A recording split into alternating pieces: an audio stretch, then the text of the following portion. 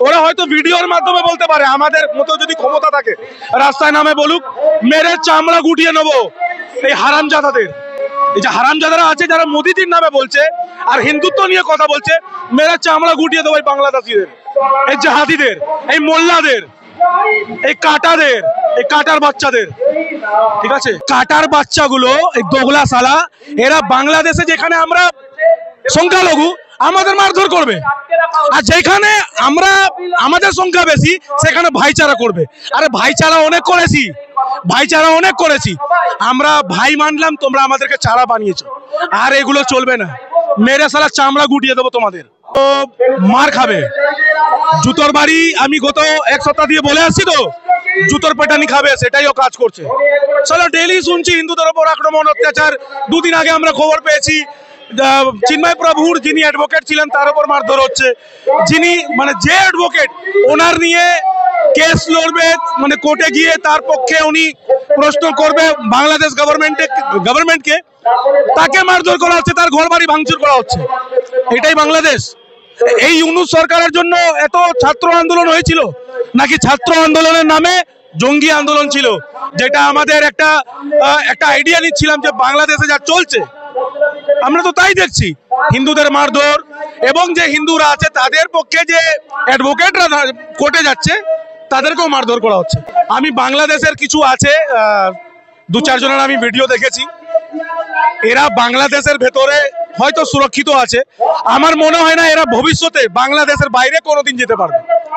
বা ভারতবর্ষের যিনি মানে প্রধানমন্ত্রী মোদিজি একবার বর্ডার খুলে দিক, আমাদের যা দেখানোর আমরা দেখে দেবো। আমরা কোনো একটা রাজনৈতিক দলের সাথে যুক্ত হতে পারি, কিন্তু প্রথমে আমাদের ধর্ম, আমরা হিন্দু, আর যেখানে হিন্দুরা সুরক্ষিত থাকবে না সেখানে আমরা হাতে তলোয়ার নিয়ে রাস্তায় বেরোবো। সম্পূর্ণ সত্য। আপনারা তো দেখাচ্ছেন দিনের পর দিন, আমরা দেখছি সোশ্যাল সাইটেও আমরা গিয়ে দেখছি যে কিভাবে অকথ্য নির্যাতন চালানো যায়, সেটা দেখিয়ে দিচ্ছে বাংলাদেশ।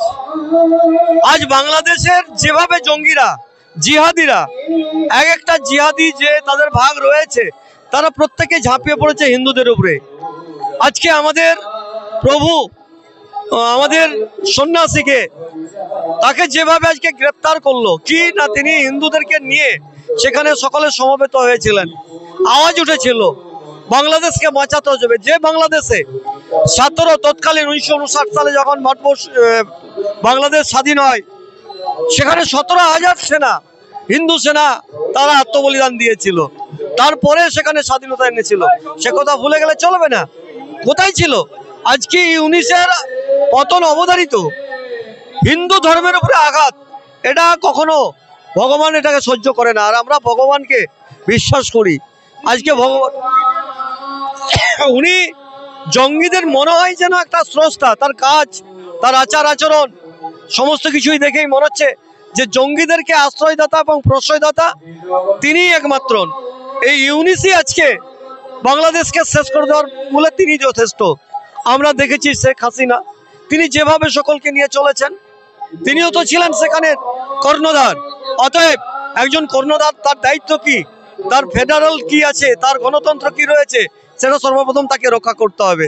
সেটা যদি তার মধ্যে না থাকে তাহলে আর বলার কিছু থাকে না।